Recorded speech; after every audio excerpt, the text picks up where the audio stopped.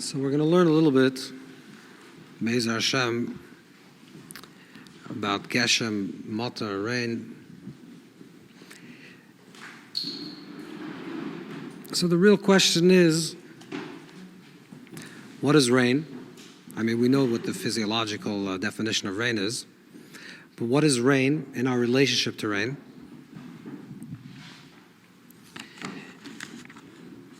And are there different ways how to relate to rain, to Geshem, and our experience of something that's very, in a way, very mundane, very natural, very ordinary. And yet, there's a full Gemara, a full tractate in Tainus, which talks about rain. So we see Chazal understand rain a little bit different, that it's not only a quantitative idea of rain, that you mispal, you pray for rain and the rain comes, but there's something about the quality of rain. So we'll see a little bit, we're going to try to tease it out from the words of the Zohar and from the Ari, and then we'll go back to the Gemara. But if we look, you learned a little bit the shtiklach today in the Gemara and the Zohar, so you see that the Zohar ties this whole idea of terrain between a Zachar and an Akeva. That Kiloyim ter Hashem Elokim el haaretz, because there was no man, has to do with rain being a type of relationship between a masculine and a feminine, or in the language of the Gemara, is mitra barla the arahu, that we learned yesterday in Tainus, that it's like the husband of the earth. Now in the Ari, which I don't know if ever got into it or you've tried to figure this out, in the Arizal Lakut Torah over here, the Ari says basically that there was no tzomeach, there was no tzemach, there was no vegetation on the earth, because shalai himter habriya ala aretz mishad adam di yitzira ayin, which basically in simple language means that the waters from olam habriya, which we'll understand what this means in a moment, the waters from olam habriya did not irrigate the earth, because the intermediary, the mamutza, between the earth, which is Asiya, and the Bria, which is the spirituality, the beginning of creation, the beginning of the emergence of creation, between the potential, or the Koyach Hayoli, between the potential and the actual, between the world of Bria and the world of Asiya, there was no Yitzira, there was no formation, there was no connectivity between raw potential and actual. The human being is that connectivity, that connecting pipe that ties the world of potential and the world of the actual. And therefore there was no rain, but it doesn't say there was no rain. If you look closely in the writing of Dari, it doesn't say there was no rain. Be'etzem, he says that there was no rain from the world of Bria. There was no rain. What? I'm sorry? One second, we'll talk about this. That there was no rain from the world of Bria means that there was rain, but there was no rain from the Olam HaBria. When the Pasuk says that v'chol sich asad terem yeh be'aretz, v'chol eisa asad terem yitzmach, kiloi himter Hashem elikim al adam v'adam ayin la'avidus adama, right? So we all know that Rashi brings down from Chazal, from the Gemara in Chulin, Daf Samach, that says that Lefisha Adam ein la'avidus adama, therefore v'lo hispalal aleim, and then when Adam was created, hispalal aleim, that's when it started being rain. Which means, so what happens? Let's say there's no, if you take the human being out of the equation, is there rain? Or since there's no man to toil the land, there is no rain. So the way that Arizal reads this is not that there's no rain. There's no rain from the world of Bria, but there's rain in the world of Asiya. What does this mean? What does it actually practically, what does it mean that we have rain from the world of Asiya or rain from the world of Bria? And we'll see, we know in Chazal, we'll see soon, that there is Maim al Yoinim, Maim Tachtoinim, how waters come from, where does rain come from, and what does it actually practically mean? If a person's walking out in the street and it's raining, so for Chaim it's raining Mayim Elyonim, and for Moshe it's raining Mayim Tachtonim, how does that actually work? It's the exact same rain. So what are we actually talking about? So to understand this a little bit, we'll start with the Gemara. The Gemara starts off like this. The Gemara in Taina starts off. So there's a machlokes between Rabbi Elazar and Rabbi Yeshua, right? We rule according to Rabbi Yeshua that when do we start reading, when do we start to be maskir, kshamim, mashav aruch, moed geshem, we start from the last day of Sukkot. Right? That's the way we paskin in la halacha, that we start from the last day of Sukkot. When exactly in the last day of Sukkot do we start? We start in Tfilas Musaf of Shmini Atzeres, right? That's what the rules in Shulchan Aruch. Why do we start Tfilas Musaf of Shmini Atzeres? Why don't we start immediately in the first tefillah that we can possibly say on the last day of Sukkot? Or Chag Lefnei Atzmi, let's say Shmini Atzeres. Mipnei she'ein kulam, the Magen Avraham quotes, because not everyone is in Beis HaKnesses, and therefore, v'yasu agudas zeh masker v'zein masker. That we're afraid that what's going to happen. The reason why we start a Musaf, because if you start a Ma'ariv at that time, or even today that's a choiva, but Ma'ariv was not, a lot of people didn't participate in going to Ma'ariv, especially if you lived in small little towns and you had to go into the field. The shul it was dangerous to go to a place at the shul. So people came mostly for Shachar and Musaf. So what do Chazal say? Let's start b'masker gvuras kshamim by Musaf, because if you're going to do it by Ma'ariv, the next day someone else is going to walk into shul, and he's not going to know that they started Ma'ariv, and he's going to start saying in Shachris. So one person, Moshe, started in Ma'ariv, and Chaim Yankel started in the Shachris. Why don't we start in Shachris? Because if you start in Shachris, then the person will think that you really started in Ma'ariv. Or one person will think that the reason why you're doing a Shachris is because you started in Ma'ariv last night, because he was not in Shul. So like this, what you do is you start in Musaf. So the person comes to Shul in the morning and says, oh, no one started Masik Gvuras Kshamim, but we start in Musaf, so everyone says, so we're careful of the idea of agudas. We have to keep this in mind, which means loise goydadu. There's an isur of loise goydadu, which Chazal tell us in Yivamis, loise goydadu doesn't necessarily mean only putting like scraping or damaging or inflicting different inflictions in your body, but loise goydadu actually also means agudas. You shouldn't make parts, individuals. This is with regards to Haskara. Now we know that there's Haskaras Kshamim and then there's Shilas Kshamim. When it comes to Shilas Kshamim, what does it say with regards to Shila? Shalish Kshamim, the asking of Kshamim. One is to remember Kshamim and one is to ask for Kshamim. When do we ask for Kshamim? So again, it's a Mishnah in Tainas Daf Yud. The Gemara says, one opinion is in the third day of Cheshvan. The second opinion of Gamil says 7 days into Cheshvan, which is 15 days from the end of Yom Tov, because it takes 15 days for the last person to get to Nar Pras. The person that was Oiler Regel, that came to Yerushalayim to be Oiler Regel, gets 15 days to go back. Which incidentally, this continued even after the Churban. Even after the Churban Bayesheni, like the Pasuk bring down, that it used to be Oiler Regel for many years, even after the Churban. And there's actually a Gemara Bab Metzia which talks about if there's a difference in Bayis Rishon and Bayesheni, if there are more people, less people, it took 7 days or 15 days, but that's the way, the maximum time for someone that was Oiler Regel took 15 days to get back. Okay. How about Begoila? This is Eretz Yisrael. In Eretz Yisrael, you have to be you have to be Shoyel Kshamim on the 15th day, Zayin Cheshvan. How about in Goila?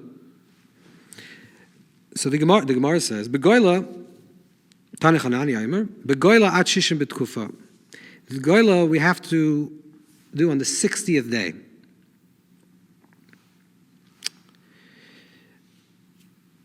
What happens? Goila, where's Goila? Goila's Bavel in Babylon. So Rashi writes, on this Gemara. Rashi writes, how about us? Let's say us living in Europe. Rashi lived in France. So Rashi says, "V'chein anu noigim shekol minagenu achar bnei Bavel."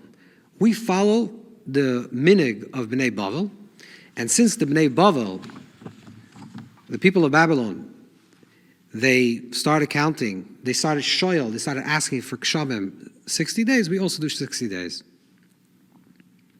This is a very puzzling svara. It's a very, very puzzling statement. Because the shilas kshamim, the asking for kshamim, is because you're asking because you need rain.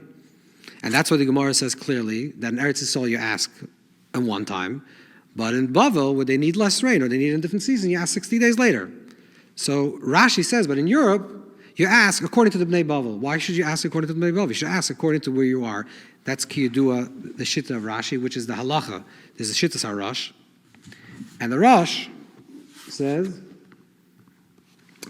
of course not. That doesn't work.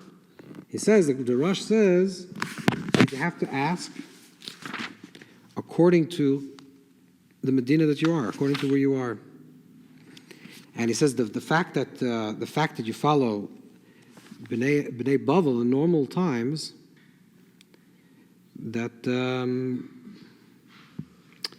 fact that means in a minhag, how you custom, what's the halacha? If there's a question, halacha, Bnei Bavel or Bnei Eretz Yisrael, so the halacha is you follow the ruling goes according to Bavel. That's what we rule according to the Babylonian Talmud, the Talmud Bavli against the Talmud Yerushalmi. But this is not an issue of halacha. This is an issue of practicality. If you're in Europe and you need rain before, so why would you follow Bnei Bavel? Why does, conceptually, the question is, why does the Chidim that live in Europe follow the Klal that live in Bavel? And we can ask the same question about Agudas Agudas.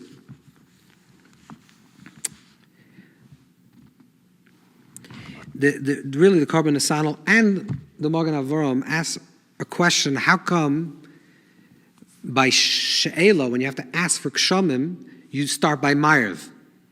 How come you're not afraid of Agudas Agudas? Because the same way you're Shaila by Skar. So the Karban Nesanel says the answer of the Magen Avraham is not a good answer.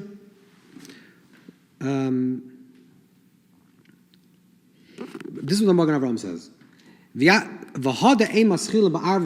How come we don't start this on She'ela? Mishum the hasim b'lavachi eina kulam maschilim b'yom echad. Raka kol lefi hamakim.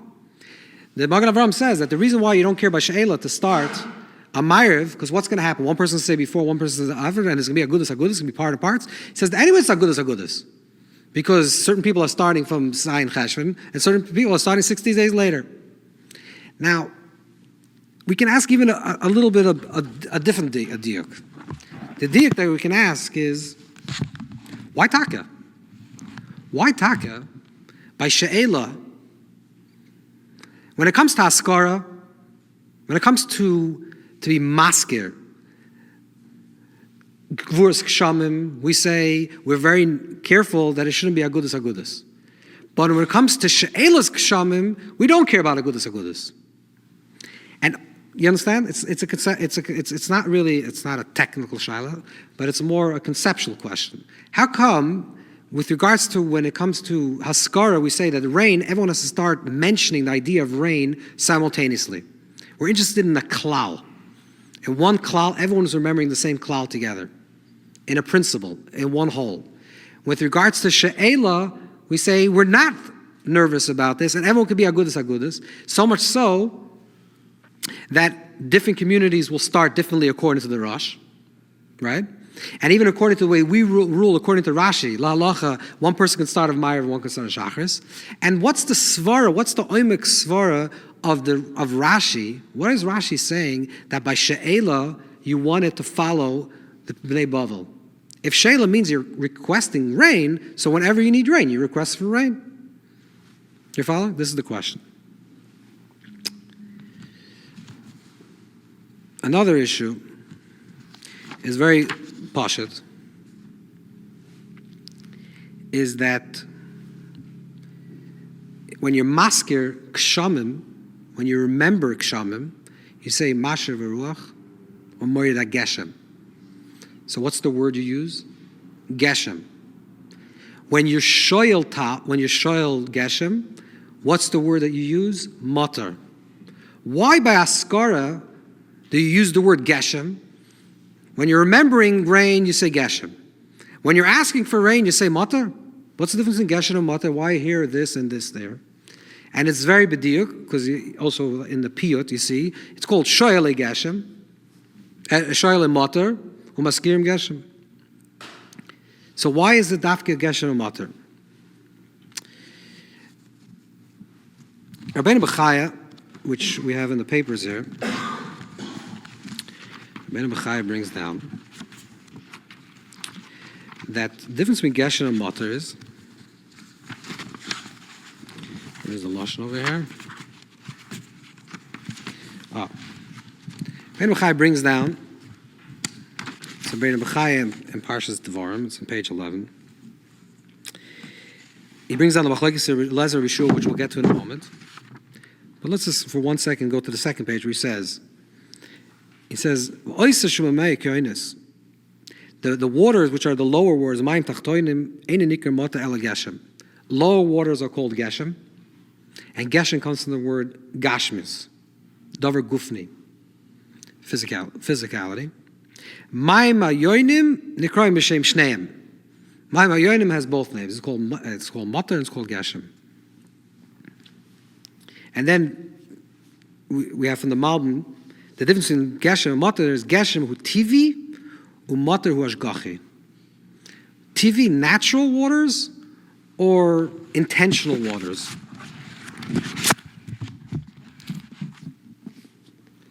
So we have to understand also this chiluk between these two things.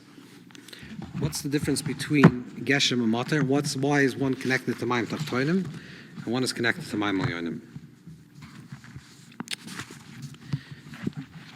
Another Gemara. We also learned this yesterday. The Gemara says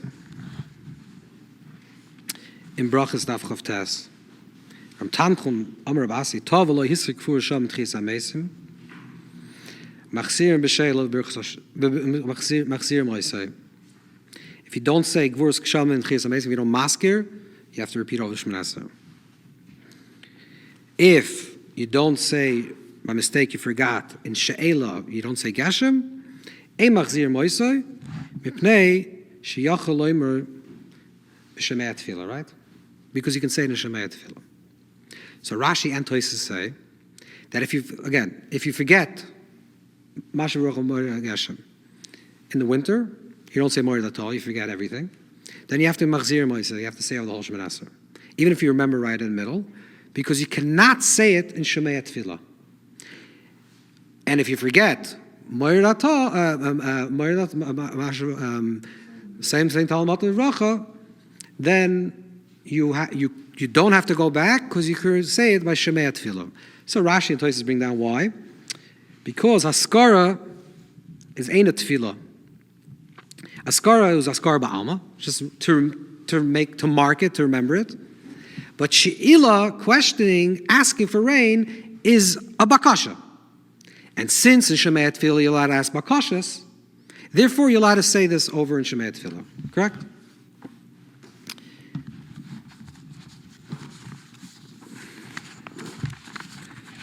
Now,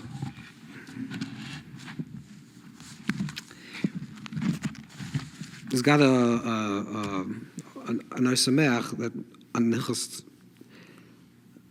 Tefillah in the Rambam that says the difference is that Shvachim, when we say Shvachim al Kadosh Baruch Hu, there's a Gemara that says that you're only allowed to say Shvachim that Moshe Rabbeinu said, because if you add Shvachim, you say too much, then is that the only Shvachim that you can give to Hashem? And if you don't say too much, then it's also a problem. So we say whatever was said. So that's why he says that when you miss Askara by Shvachim, you must have the Shmoneh over. Because then you're chassid the Shvachim Shal Kadosh Baruch Hu. But if it's Tefillah, then you can add a Tefillah in Shmoneh. Okay. The point is that we see that there's rain creates two types of davenings, two types of tefillahs. It creates a tefillah where Meshabeach Hashem for rain. And then it creates a tefillah where we're shoyel for rain. You don't have that, let's say, by refuah. You don't maskir that Hashem is a roifech basar. And also we're shoyel refa'enu Hashem. That Hashem is sislach lanu, and also we're asked for Hashem to sislach lanu. Rain has some type of dual nature in it, that it demands that we should talk about rain from different angles. We should talk about rain as speaking of the praise of Hashem for rain, and we should talk about rain in terms of asking for rain. What is it in the nature of rain that compels these two types of expressions? What is rain? Now, in Chazal, there's many, many different wonderful things. The Gemara says in Tainis, it's God with K'tchias HaMesim, and it's like Kibbutz Golius, and the Yishalmi says Chai La'olam. There's many different beautiful things that we say about rain. But what is rain? That's, in a way you can say like this, that there's two aspects of rain. There is the shefa of rain, the flow of rain, that rain is coming down into this world, coming down to the earth. And then there's the oifen hashefa, the way it's coming down. On one hand, shefa, and the Gemara actually, when it talks in Choy Namaga later in Tainas Chav Gimel, when it talks about Choy Namaga, it says that rain is called, when there's a lot of rain, it's called roiv tova, a lot of good. Which means on one hand, rain represents an abundance. An abundance. It's giving life. It's mechaya mesim. It's resurrecting the dead. It's enlivening the plants. It's a recreation. It's like it's a new creation. The world is dead, and the rain comes and enlivens it, impregnates it, and gives it birth. It's reveya, right? So there's an enlivening, which is a chias, which is a chesed flow, a toiva. On the other hand, we call rain gvuras ksham. On one hand, and gvura means that it's very particular, it's detailed. Is rain a mass? Is it a collective? Or is it individual? And you see the Chazal that we also have from the Gemara, we have in Baba Basra, right? The Gemara, the Lashon there with Eiv and Eiv and Oyev, that Eiv says maybe Hashem you mixed up between Eiv and Oyev, and there's three different answers that Hashem tells Eiv. And one answer is that harba tipim barasi ba'avim v'chol tipa b'tipa barasi la dvus b'fe'atzmai, that I've created many different raindrops, and every single raindrop has its very particular mold.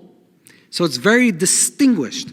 Every single raindrop is different. And if one raindrop would be similar to the other one, the whole world would be destroyed. So that's very much the idea of individual. On the other hand, it's very collective. So here we're seeing that rain, just conceptually to hold this idea, has on one hand pratim, detailed. Every tipa has a tfus v'atzmai. Every raindrop is different than its next. On the other hand, it represents a roiv tova. It's like a flow of chesed, of giving, of kindness, of recreation, of creation, of resurrection. Okay.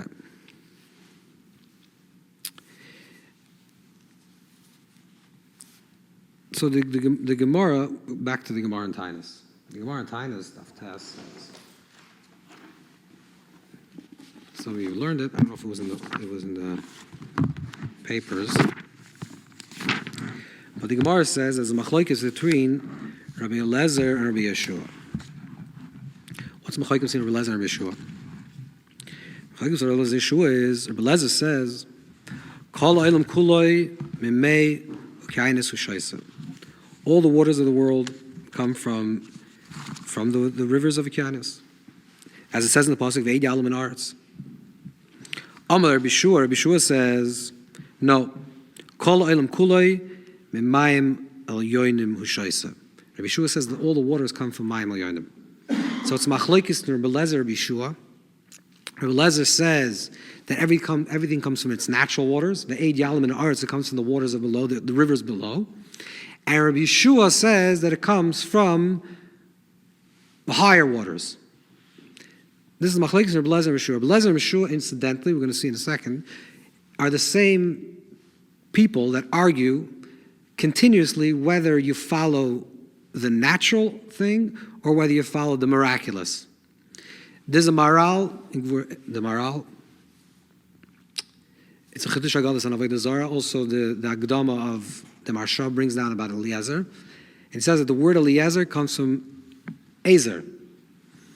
And the word Yeshua comes from Yeshua. The difference between Eliezer and Melech Oizer and Mashiach, there's an Oizer and Mashiach. That Oizer means that I'm helping you. There's a problem and I'm helping you. Mashiach means I give you salvation, which means I take away your problem.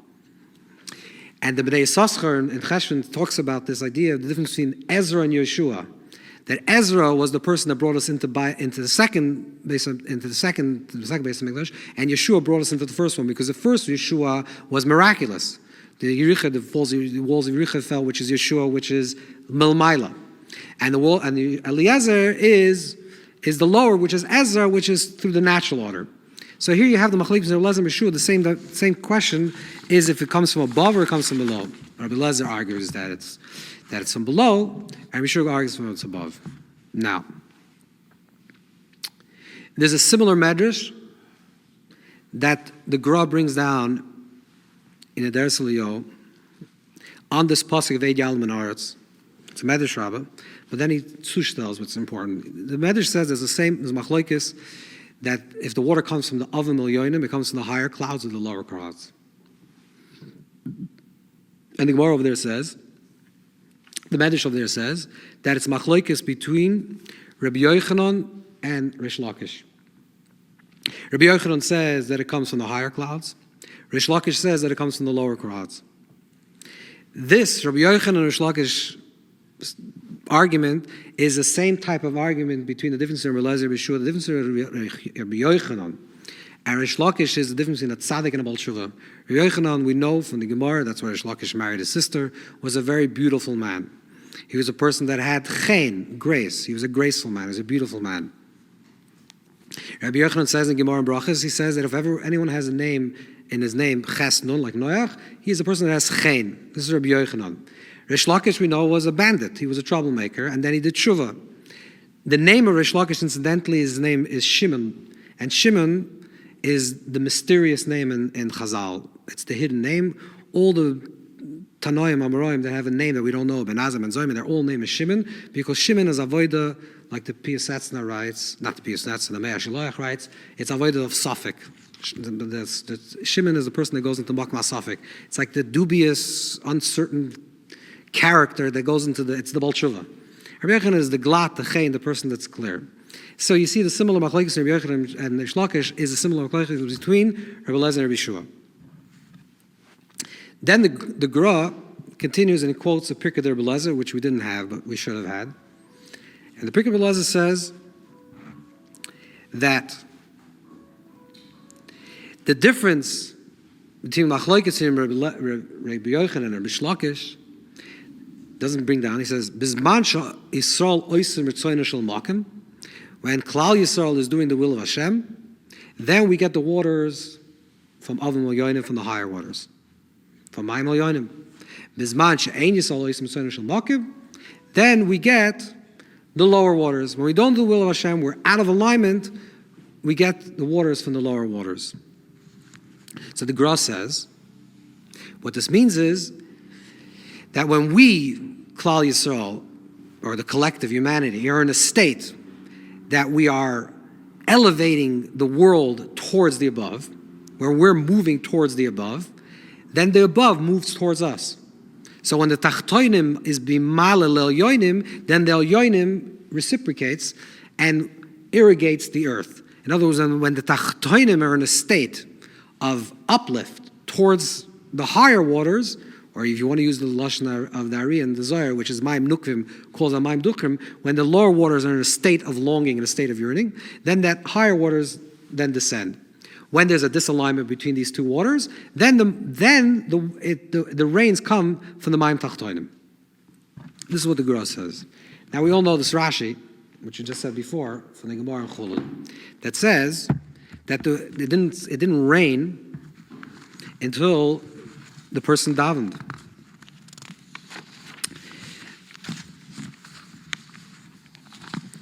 But there's a Rashi that's the next Rashi, 2 Rashis later, which he brings down from Bereshis Rav. Ve'ed yalam in Aretz, says Rashi, Le'inyan birasa shel adam, the creation of man, helos atoim v'hishko ananim lishras ha'ofer v'nivra adam. That in order to create man, man is created from earth. But earth needs to have clay. So clay, you need water. But if it didn't rain before man was created, so how did Hashem Kaviyachal create the human being? So it says, no, that the earth, Hashem made the earth, Hela Tahoim, the abyss, the waters below rose up, and that irrigated, that stimulated the higher water to rain, and it rained. So what this means is that man is birthed. The definition of human being is that he's birthed in rain. His Metzias, the Metzias of Adam, was created through the process of raining. Human beings weren't able to be created until it rained. And then rain is dependent on the human being. So we have this reciprocal relationship with the rain, is that we are birthed in rain and rain needs us. That rain is somehow the tefillah. What's tefillah? Prayer. Prayer is a form of lower waters rising. We utter prayer. We vaporize prayer. It has to be wet. It's the release of energy, of our energy to the universe, to the world, to Hashem. And that's the lower waters rising. That lower water stimulates the higher waters, and the higher waters and then it gives birth. So the lower waters come and give birth to this idea. Now, the pasuk says that ve'ed yalam in Aretz, which means that the way it rains, the way upper waters always come down to this world, whatever upper waters are for one moment, is always through ve'ed yalam in Aretz, that the earth has to rise up. So what's the difference between if there is a man or there's no man? So v'yesh loimer, it means like this, that there's tfilas ha'olam and there's tfilas ha'adam. There's the yearning and the prayer of creation, and there's the yearning of and the prayer of man. The earth yearns and longs for rain. When the earth is parched and it has no rain, it's not alive, then it's dead. The earth yearns for what's tefillah? Tefillah comes from makam hacheser. There's something lacking, right? So that's the true definition of tefillah. That even the shittas of Ramban that says you don't have to daven every day will hold that this is something that you actually have to do. When there's something missing and you have a chesaron, you have to be mispal. Everyone agrees with that. Because the definition of tefillah comes from a place of cheser. There's something missing, something lacking. When the human being is davening, then it's tefillas ha'adam. When the world is in a state of cheser, where do we see the world is created in a state of cheser? When the world needed to create man, when there was the Yetziras Adam, the world needed. It was like a baby that had to be born. It just needed the liquid. It needed the saliva. It needed the blood. I don't want to get gory, but it needed the fluidity, the liquid to allow birth. It was formed that it wasn't sticking and it wasn't pushed out into its full form. So the HaKadosh Baruch Hu, that it says that Hashem took the earth and he rose it to him, it means that the earth gathered all its resources and said, please, I need to give birth to the man. And the olam was mispala, the earth was praying for rain to come. That's an alignment when the earth is aligned with its desire and its parchness and its lack of water, that it desires to receive rain and it receives rain. And then there's the tefillas Adam. The tefillas Adam was in the human being. The Adam is in a state of chesed and longs to be filled and longs to be rain. Okay. Now, in the Askara we said that with regard to Askara, we say Geshem, and with regards to She'ela, we say Matar. Matar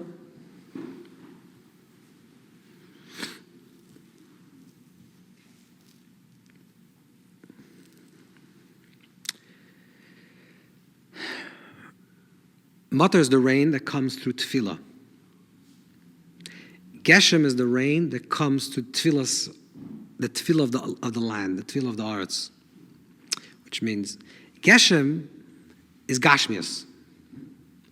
It's the Gashmias of the world. When we're maskir the shvachim of the Eibusher, when we say this, that Hashem is a mashav aruch u'moed Geshem, a kel, a godel, a gibev, a noira, we're saying qualities that is unrelated to us.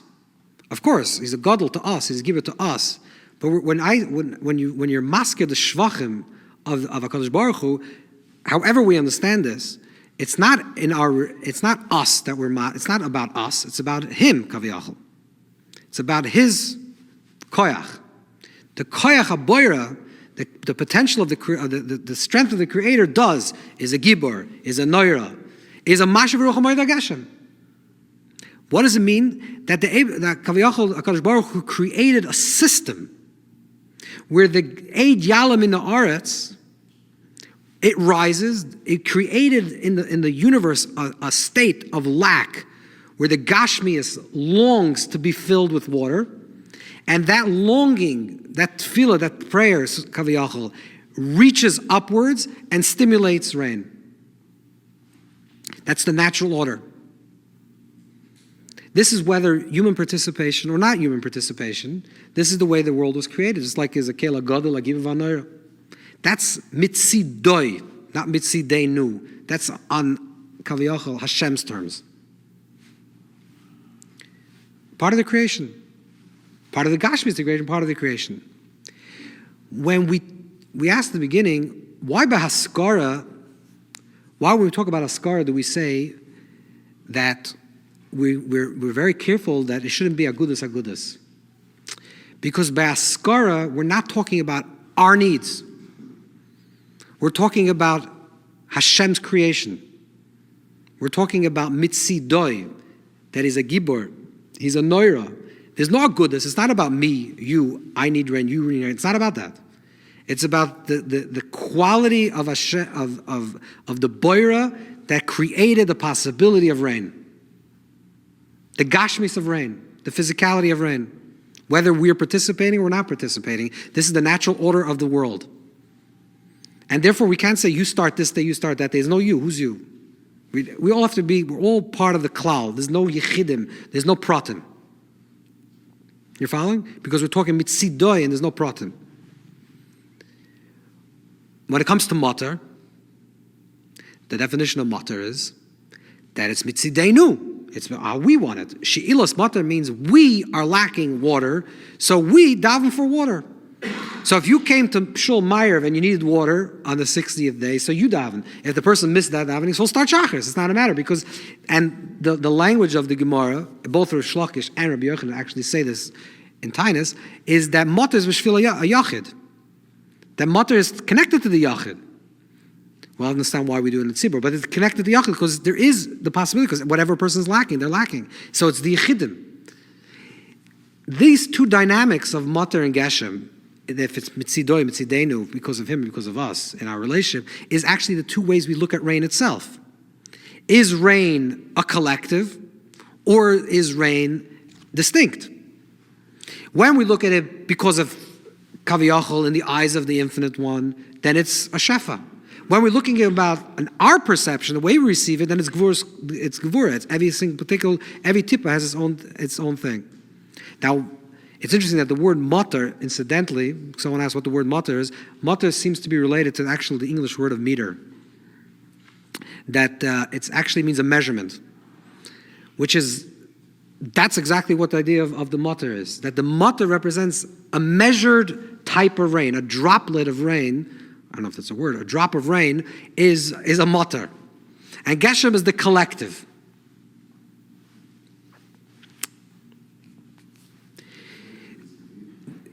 No, collective is the chesed. Collective is the chesed. One second, let's finish the Nakud, then we'll get to it. Collective is the chesed, and the pratim is the gvura.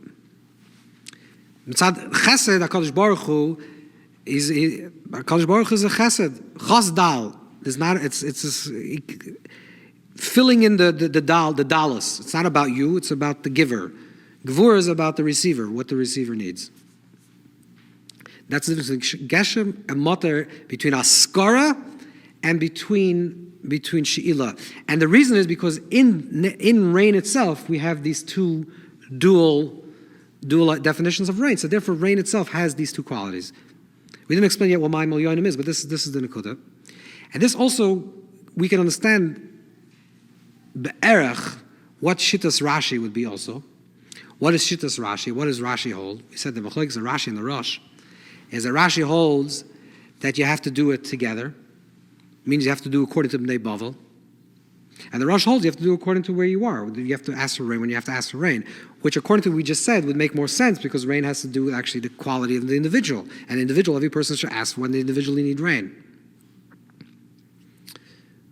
You can say Chassidus, like a more mystical interpretation, is that what Rashi is trying to say is that since Matar has to do with the Yechidim individual, which is Mitzideinu, but we want it to be infinite. We want the Shefa to come to us individually, but in an infinite manner. So we want to connect the Pratim to the Klal. That's what Rashi's Svara is. Rashi's saying is, after the Churban, there were two predominant voices or centers of Klal Yisrael. There was the Bnei Bavel and Bnei Eretz Yisrael. Up until Rashi's lifetime, maybe just it ended really at that period of time, until the 10th, 11th century, which was there was Rosh Hashiva in Bavel was considered the top Rosh Hashiva in the world. It was the Chachmei Yisrael used to ask Bavel what the opinions of things are. So therefore, Rashi is saying is we want to ask because of individuals as Matar, but we also want the quality of the Klal. So we're not going to go according to Bnei Eretz Yisrael because it's still about the Yachid, but it's the Yachid related to the Klal of Bavel. You're following? Something be'erech to this, which would mean that today's day and age, we would actually have to change it. If Roiv Klal Yisrael live in America, would actually have to change. Maybe. No, Klal. It's always the Klal. That's where the Klal Yisrael live. Klal Yisrael live in Eretz Yisrael. Klal Yisrael live in Bavel. When you're chutzlars, you go according to the Klal of Bavel. And the Rosh's question, we're not paskening. It's not an issue. It's not a halacha. We're trying to relate to the Klal. Now, let's go to this. Let's understand this. What we're trying to say is like this. When it comes to rain, Veid Yalam and Aretz. Rain is a davar gashmi. It's a physical thing in this world, like any other physical thing. That's part of nature. So Chazal are telling us is how do we relate to the world around us, the physical world around us as it is? When we're talking about a spiritual object, or a spiritual reality, or a mitzvah, or something miraculous, extraordinary, so then it's an automatic dialogue with that spirituality. But how do we relate to a natural event like rain? Now, clearly Chazal also understand that there's a quantitative difference that what tefillah actually elicits rain. Clear, this is what the Gemara is saying. But when you look at this idea that it says, you get IYYUN. Right? That's what the measure says. And you get mayim. And we just said before that really all rain is ve'ed yalam in aretz. Right? That's the way the event happens. So what actually happens when two people are, one person is oisim Ritzono Shel Makom and one is not oisim Ritzono Shel Makom? What is the qualitative difference? The difference is what's your tzushtel, what's your relationship, what's your alignment to the things that happen in your natural world? What is the dialogue that you're having with the physical world? When you're walking on nature, and nature is programmed into a system. And you're walking the earth, and the plants are growing, and it's raining, and then it gets drought, and there's a natural cycle of events. And you're walking this planet. What is your relationship to the world around you on a physical level? When there's a mitzvah, okay, I know I'm doing something special. When it's Shabbos, I know I'm doing something special. When I have something that's miraculous in my life, I'm eating man, I know I'm doing something special. But when I'm not, when it's Gashmias, it's a physical phenomenon in the world that's just a phenomenon like any other phenomenon. That's a natural recycling of energy, that the lower waters rise up and the clouds get full and they pour down. And that's the cycling of fluid of water in this world hasn't changed. The same amount of water in the universe is now for, let's just say, thousands of years.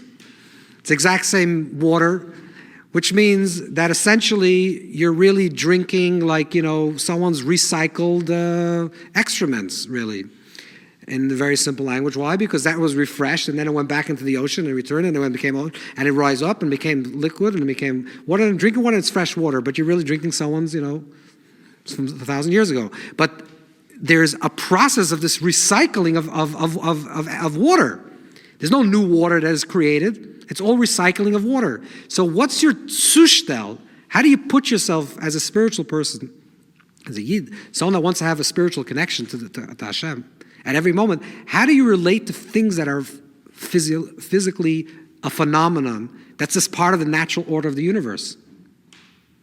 So this is what Chazal are telling you. When you do Oisur Mitzvah Shel Makim, you're actually being nourished by the upper waters. Your relationship to the exact same phenomenon changes.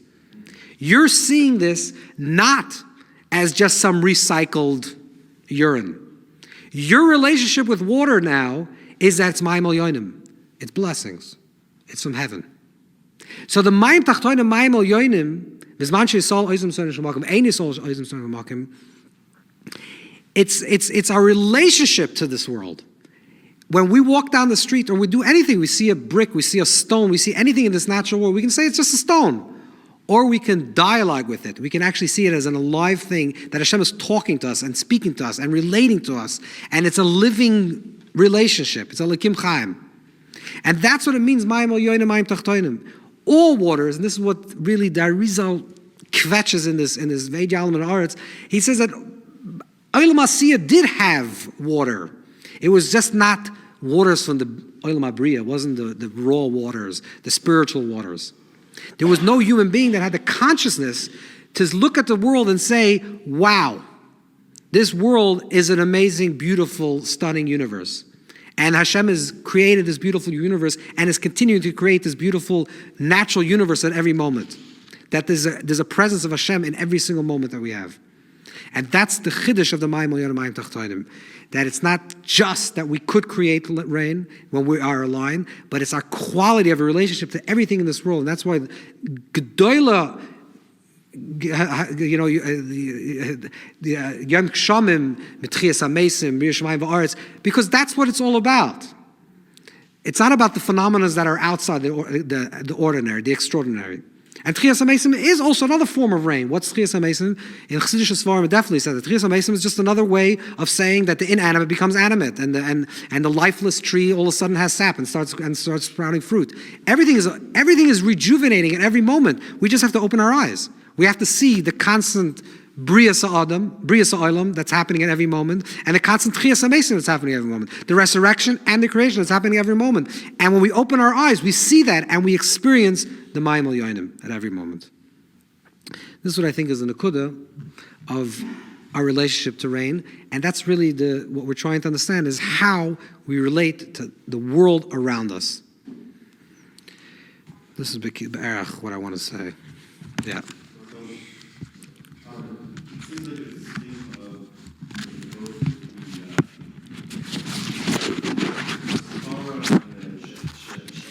Yeah.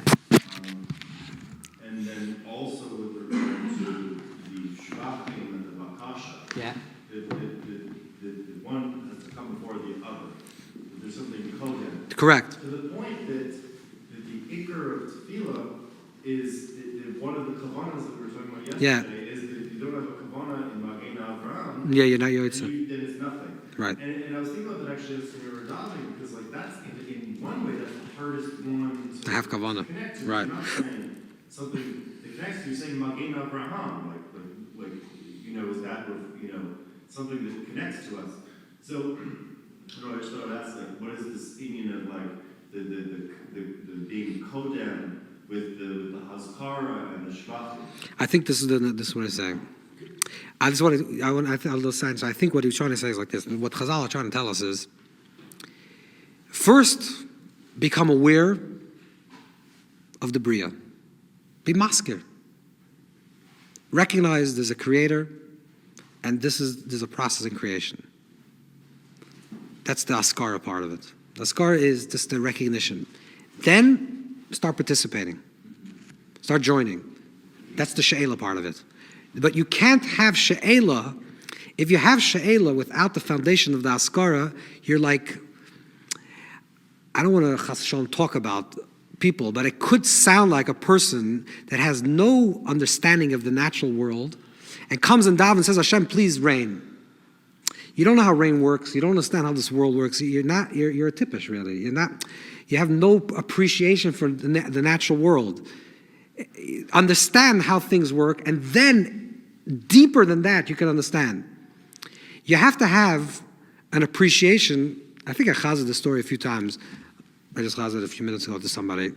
Rebbunim, a Pishcha, once there were people that were having a hard time. They were not mufutach, they were not open, they were closed, they were like stuck. So Rebbunim says, you should go to a river, let's say the Dunai or the Volga River, and you build a bungalow on the river, and like this, you'll see the river, you'll see the Neflois HaBoyer, you'll see the wonders of creation, you'll open you up. And he told us like the chabur of 3 people to go together. They were poor people, so they had to collect their own wood, and they started building this home, and they were spending time in the water. When they finally did the Chanukas Habayis, the house was already finished, they came to Rabbunim and said, now, we did the house, now we're so excited, we're going to move in next week. He says, okay, now dismantle and move back home to your houses. So they told him why. He says, Ubnei Yisrael hocha b'yabasha b'soich hayam. The pasuk says that the Klal Yisrael went by a basha b'soich hayam. They went in the dry land in the water.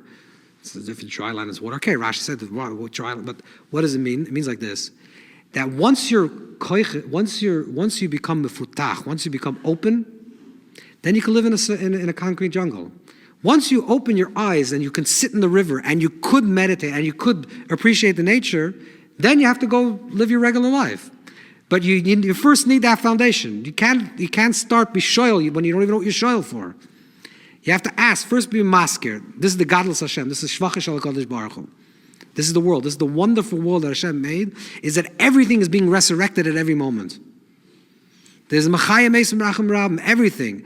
And if you look in the Kisar Arizal, he says that all this, Machayim Esim, is talking about the vegetative, the inanimate becoming the vegetative becoming the animate. That's what Arizal says. And the netzutzas are floating from one thing to the next. This is the whole Kavanas Ari, and this tefillah is that. It's nothing to do with like in the future and resurrection. It has to do with the present being the aliveness of creation in all moments. First become alive, and then you can start asking. Now I'm really dialoguing here. I think you had your question first, yeah? So, it seems that the Shema Esrei is actually a fractal of the Bereshit story. Because first we do the Zocher, which is Geshem, which is the lower waters. Follow over the Sheila, which is Matar, which is the upper waters. Yeah. So first the lower waters Rise up. and the upper waters go down. Right. It's almost like this, but it means like that. But Erech, it means like this. It means that there's a natural world, and then the human being was thrown into this natural world to be conscious of it, to participate in it. The natural world is a natural world, and that's the way it's working. And without the human being, that there's a consciousness of self-awareness, the world just is. And we can be participators. We can ask, we can request, we can beg, we can have tefillah, or else the world is doing its natural thing and being mispal. Can you explain the connection of Adam causing this creation of Tzira to bring down the waters of Berea? This is what it means. The Adam, the person is the Yoitzer. Yoitzer is like who forms and connects Shamayim v'aretz. That's what the whole Zohar. That's the whole idea of what the Zohar says about rain. Is that before it says that if you read what he's saying is that it was an achar ba'achar, back to back, and then come panel fun. What does acher ba'acher mean? Acher ba'acher means that it's command shada basa katve. Someone throws it over his shoulders. I'm going to give you what you need. Everything's going to function. It's not going to rain. It's going to rain. But there's no one that is appreciating. It's like I have a relationship with someone, but I never look at the person in the eyes. That's acher ba'acher. The whole point of the creation of the human being is it should be upon him. There should be someone that has awareness and a consciousness and an appreciation for that. And then when a person has that appreciation, then they can understand that the real waters that is really happening is actually the higher waters. Yeah. It's also in the name. Oh. Oh, very good. Oh. Yeah. Also, just want to acknowledge, we're learning about the connection between the Zohar and reminding and acknowledging Yeah. how nature works before we start petitioning and Yeah. asking.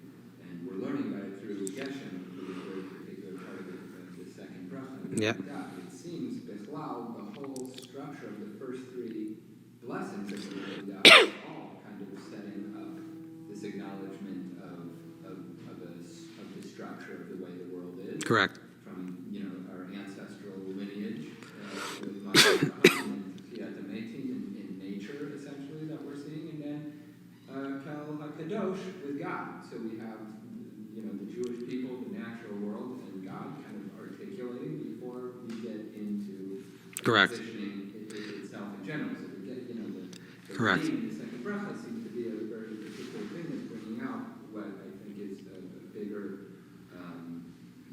bigger structure going on with the first three brachos. That's correct. Correct. The first three brachas is more like the address. It's like if you sent the mail, today we don't send mail, but let's say imagine someone sends snail mail, and you sent the letter and you didn't write exactly what you really wanted. Okay, the letter is accepted anyways. It came to the right address. But if you don't write the right address, it doesn't arrive. The first three the thing of the Amidah is the address. You have to get the address correctly. If you weren't shoyel refuah so well, okay, so you won't get that. You didn't have such kavanah in this, but if you don't have kavanah at the beginning of Shemon Esrei, then you don't have the right address. So this is like the foundation, and it's true. This is the foundation. The kshamim, the chazal. I would just very simply to chazal. We're urban people, or at least some of us don't live in farms. So we don't appreciate rain. We don't know what it means, rain. But to people that live in the farm, or people that rain is life. It's not like this, and you also have rain, and you have to put an umbrella. Rain is gashmias. The world is rain. So what Chazal is saying, let's take the most primordial, most natural, and most important ingredient for the universe to exist, which is water, and let's try to relate to it in a deeper level. Let's take something that's a gashmistic thing. It's water. And water is the most important ingredient for the survival of life on this planet. And let's try to understand this as a human being, how we can relate to this natural phenomena in something that makes it life meaningful and deeper. That's why they took the most simple thing, the most necessary thing, and they took rain and made a whole sugya called rain. We're asking for rain, we're remembering rain. If you miss rain, if you don't miss rain, how do you dance for rain? How do you make circles around rain? Everything's about rain, because that is the thing. Now, in today, our modern world, it's still the same way. It's still rain. It's just we're so disconnected from that. For us, maybe it's an iPhone. But it's the concept of something that you're dependent on, and I don't own an iPhone, chas v'shalom. But I'm saying, but the idea of something that is so dependent on, and you take this physical thing, you say, this is where you can have the deepest relationship with Hashem, at this thing. This can be a Mayim IYYUN talking to you. And just like rain can be also for too good, so good that it hurts. Correct. So it can- Correct. Did you, we could do it ourselves. Yeah.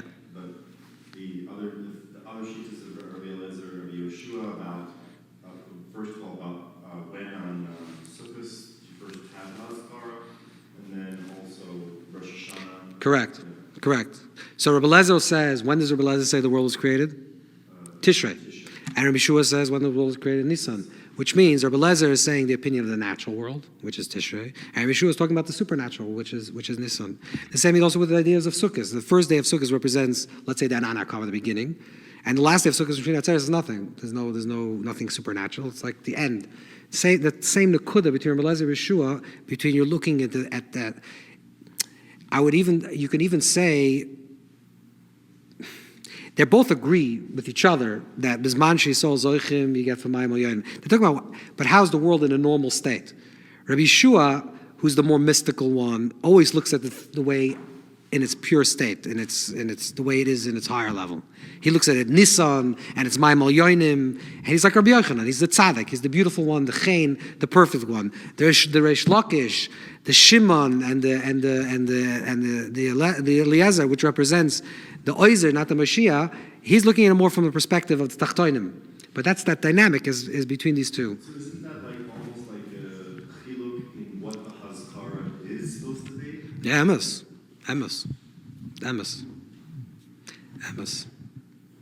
I would say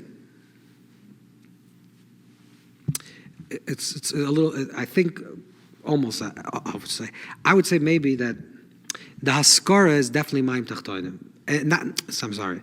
It's definitely Maim Tachtoinim, but it's Mitzido. You understand? It's actually it's not our participation, but it's the natural world. But who's the creator of the natural world? In other words, on one hand, it's the Shvacha Shel HaKadosh Baruch Hu, but it is Maim Tachtoinim because that's part of the natural world, right? The Sheila is us, but it's actually Maim Al-Yoinim. That's why I needed that Gra there to tie these two ideas, because the Gra was the one that basically, I mean, it's pshat in the Pirkei Rebbe Lezer, Bizman she'oisin soyin shel makim, which means that it's us, which is Tachtoinim. Then we get Al-Yoinim. But Bizman she'ein oisin shel makim, then it's just Tachtoinim. But those Tachtoinim, in a way, is actually really Hashem's way, without us participating. So the Askara is Tachtoinim, but in a way, the Elyonim. And the same thing goes for Sheila, but Sheila is really our participation in the Elyon. That's why we said that the Matar has these two things. On one hand, it's distinct and divided, and yet we try to say that we should still do it in a time that Klal Yisrael is doing it. We still want that Klal. We want that infinite Ashpa in Hashem's presence, in Hashem's perspective. It's a little bit loaded. What exactly is the difference between the mind and the Nothing. That's the answer. Al Taimer Mayim. It's the way you relate to it. What's the difference between a tzaddik looking at this stone and someone else looking at this stone? Same stone. It's a completely different stone. That's the difference in Mayim Tachtoinim, Mayim Tachtoinim. Huh? Yeah. Right. He says a hair breath. Once you say a hair breath, then you don't get the point. He mistakel b'mayim le'yom tachtoinim. He sees it's a hair breath. Then the Meishalech says that's not Mayim. Al Taimer Mayim. There's no hair breath. It's one. It's the deeper perspective on the same thing. Of course, a different way of relating to it. It's a whole different way of relating to it. You can look at a stone is a stone, and nature is nature, and a tree is a tree. It's panim upon him. Exactly, it's panim upon him. The tree is raining, yeah, the tree grows and it rains, yeah, third. Right, and there's a way in which we can actually participate in that, because we saw it, if we... So I said, yeah. Okay, so I want to say, I said, there is a qualitative difference and a quantitative. There is quantitative difference, clear. You can misbala, you can get rain, clear. There isn't the kudah of that. But we want to talk more about the quality of the rain. You're right, of course. A person could be align himself differently, line the universe in a different way, and receive proper rain. Correct. But we wanted to say, we're looking more like the ruchnistic level of oisin ritzayin shel makim ve'ein oisin ritzayin shel makim, and two people walking down the street, and one person's getting mayim tachtoinim, one person's getting mayim al-yonim. And it's the same mayim, but no, it's a completely different mayim. I'm saying, in the story of the Ma'amul, Yeah. it's almost like, it's Rashi or it's Pshat. It's like the upper waters and the lower waters both open. Yeah. Right? So it's this idea that there, don't say mind, it's just one mind, right? But there, it's somewhat destructive in a certain sense. It's destructive for, no, but the same thing also. It's destructive for them, but not for Noach. I mean, in other words, the same water brought about the birth of a new world and brought about the destruction of the old world. Yeah. So, in other words, that same water, how do you look at it? It depends how you put yourself to it, how you're connected to it. Yeah. That's his question. That's his answer. It's one. But I think that's why I think it's a bigger question. That's why I'm very happy we learned the sugya. Because I think it's a real question, is not just rain. Rain is just a mushal of what was the most important and what is the most essential ingredient. It's actually, how do we relate to this world, the natural world? And easily overlooked. Of course. When you walk down the street and you see a tree, what are you seeing? Well, it's nature, so what? It grows. No. This is my IYYUN. I'm talking to you right now. There's a conversation, there's a dialogue. You could say that then, like, really the whole Tachlis Adam is which is this birth progression and the responsible progression, is really the yuchud of the yachid and the klal. Yeah. Yeah. That's what I said. There's the tension between the yachid and the klal always. Because rain, by definition, has these two pratim. So therefore, you do a little askar and a little shayla. You want to touch the yachid and the pratim. But it's a nice image to think that we're birthed through prayer and we're created to pray. Through rain. Right. We're birthed through rain and we're created to rain. That's what I say. It was the prayer of the earth that created us. We created rain to birth us. And our existence is that we are facilitators of rain. For the earth. This relationship.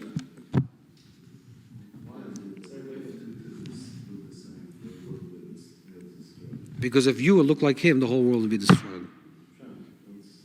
That's the godless of the Boyer Oila, that every single prat has a detail, has a specific space.